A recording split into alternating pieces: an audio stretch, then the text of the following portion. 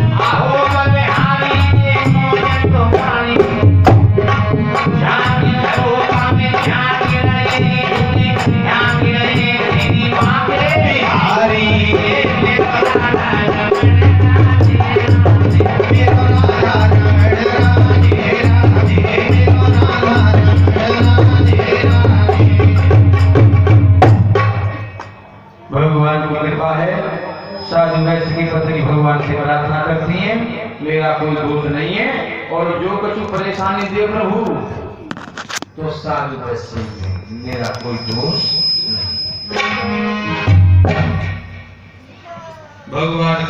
है साधु वैश्य ने बेटी के जन्म पे भगवान की कथा कराई और नहीं विवाह के बात कराई। अब भगवान कष्ट देते झूठ के, कहा नारद जी आओ इसको दुख देना जरूरी। कन्या कलावती की बेटी दामाद सहित लौट करके घर आती है। साधु वैश्य मुझे दामाद से बोले चलो व्यापार के लिए चलते हैं। आप गए तो गए दामाद है संग ले, एक हो तो डूबा एक हो तो लेडूबा। चंद्र के राजा के यहाँ व्यापार के लिए चले। उसी रात को राजा के यहाँ चोरी हुई थी। उनके जो दूत थे उनको ढूंढते हुए ढूंढ रहे थे। जैसे नगर में प्रवेश किया, राजा ने पकड़ करके राजा के सामने पेश किया दूतों ने। राजा ने बिना सुनते सारे दोनों को जेल खाने में डलवाया। साधु वैश्य बहुत दुखी था। कन्या कलावती माँ बेटी रात को घर पे सोई थी, घर धंधे पर पूर्ण था। और जब सुबह बेटी की नींद खुली तो सब घर माया रूपी चोराए सब धन को ले गए। कन्या कलावती की माँ लीलावती और माँ बेटी दोनों भगवान से प्रार्थना करती हैं। कन्या कलावती बोली माँ तुमसे तथा से पति से ऐसी कौन सी गलती हुई है जो भगवान ने इतना बड़ा हमको दंड दिया है कि हमारे घर में खाने के लिए भोजन भी नहीं है। बेटी रोने लगी और माँ लीलावती से पूछने लगी माँ परेशानी क्यों है?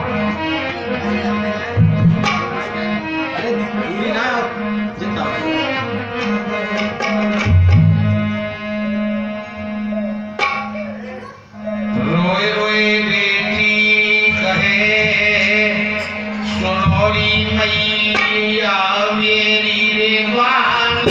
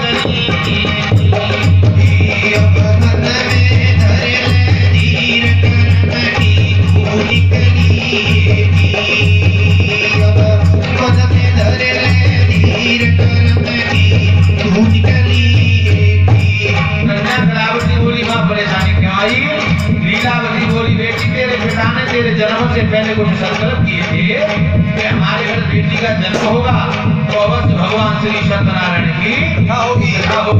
तो आज तक नहीं हुई।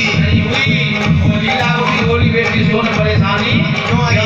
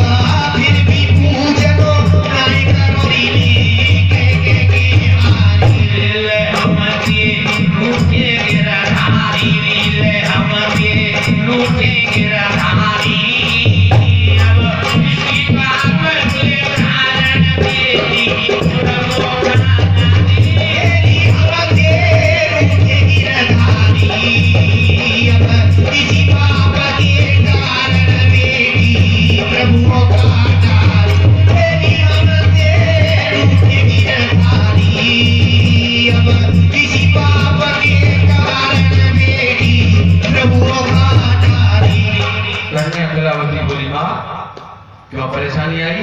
लीलावती बोली बेटी सुन ले मेरी धीय कथा में कोई सुनाऊंगी और जन्म से पहले का बेटी को हाल बताऊंगी। पिता ने कपट की ओ भारी और इसी पाप के कारण बेटी प्रभु खा विवाह की क्रिया भई सारी और फिर भी पूजन नाय भयो में कहे कहते हमसे रूठे तपराली और इसी पाप के कारण बेटी प्रभु खा।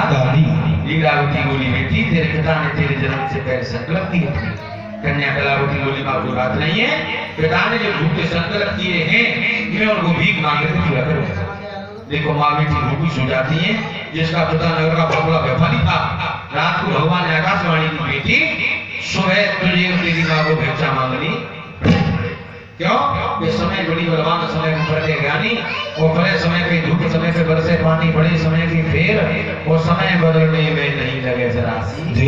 इसलिए काया माया संसार इस पर अहंकार करना नहीं चाहिए।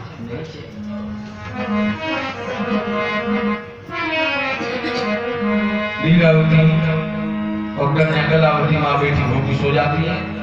शाम का वक्त हुआ, लीलावती भिक्षा मांगने के लिए चली। क्या देखा?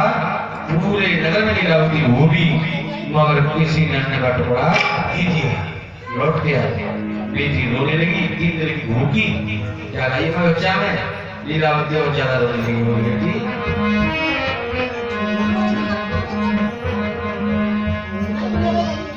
भगवान सत्यनारायण की महिमा सब कुछ कर सकती है, महिमा सब कुछ कर सकती है, महिमा सब कुछ कर सकती है।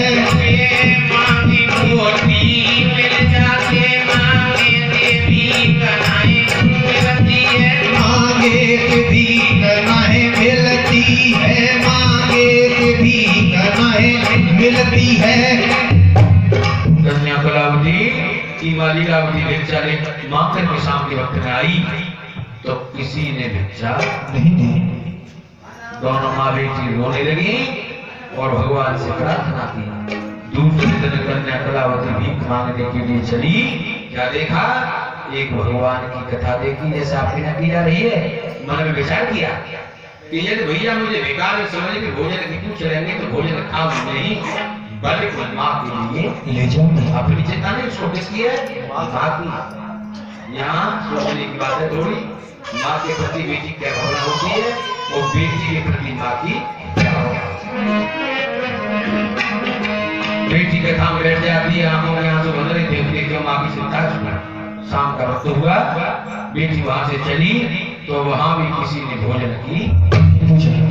अब विचार करती है, सोचती है माँ मुझे पूछेगी जरूर तुम कहां से आई हो, तो मैं माँ को जवाब क्या दूंगा। जैसे लीलावती के पास कन्या कलावती आई तो बेटी से लीलावती बोली बेटी कहां से आई, तुम्हारे मन में क्या कहां थी? बेटी बोली माँ मैंने एक भगवान की कथा देखी, मन में विचार किया मगर वहां भी किसी ने मुझे भोजन की नहीं पूछा।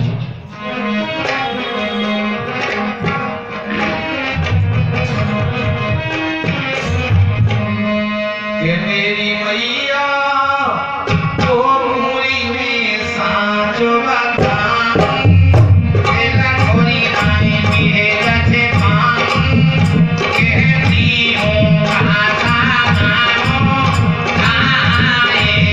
मेरी मैया तो पूरी में साँच बताऊं, दिल कोई नहीं मेरा छिपाऊं, कहती हूँ मेरी मैया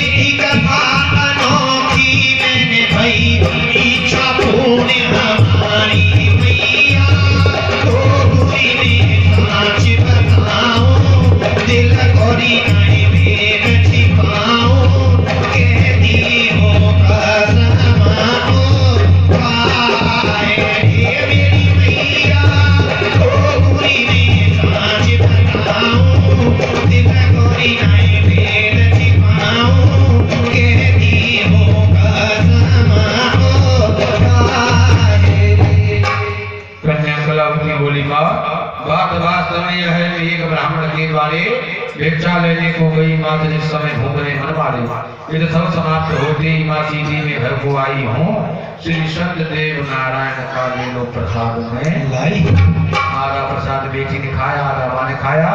भगवान से प्रार्थना की प्रभु हमसे, पिता से, पति से, मेरी माँ से जो गलती त्रुटियां होंगी उनको क्षमा करो और हमारे पति पिता को जेल खाने से मुक्त कराओ। भगवान प्रसन्न होते हैं। कन्या कलावती और लीलावती दोनों उनके पिता पति थे। दामाद को बुलवाया और कहा राजा मन की बात को नहीं जानत है कोई, अब तो बंदी करे अब क्या जाने होए, अब क्या जाने होए शीश तो नहीं कटेगा, फांसी लागे आज प्राण नहीं बचेगा। भगवान से प्रार्थना की। साधु वैश्य से कहा साधु तेने झूठ के कारण इतना कष्ट पाया है, कर्म में झूठ चलता है मगर धर्म में झूठ चलता है। इतना दान कराए उसका अवसर दिए, दक्षिणादि विदा किया और कहा कि अब झूठ मत बोलो, कसम खा करके आई। इसी के साथ तीसरा संपूर्ण है।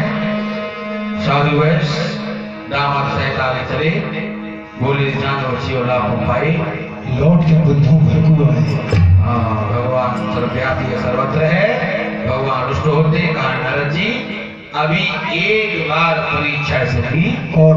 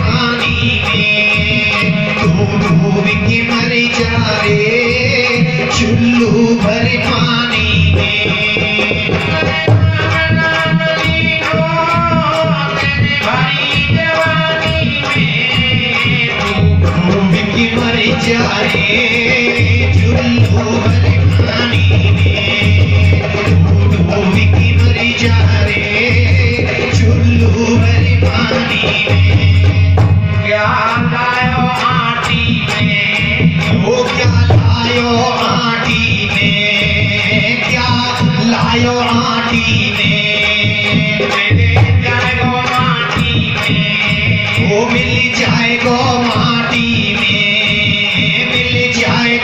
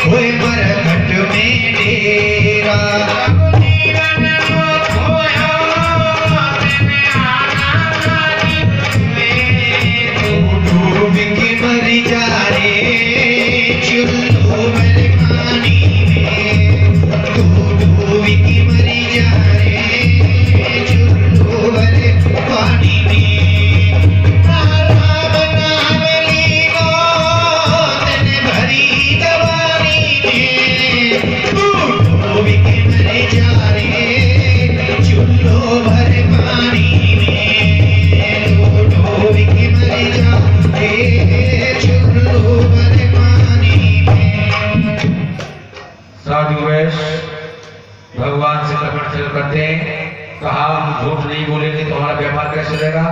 भगवान सर्वव्यापी सर्वत्र है, भगवान से कोई स्थान खाली नहीं है। भगवान ने कहा नारद जी एक बार परीक्षा से भी और हो। इसी के साथ में तीसरा संपूर्ण होता है। भगवान चौथे अध्याय में जल्दी स्वामी बनेंगे और उसकी परीक्षा लेंगे।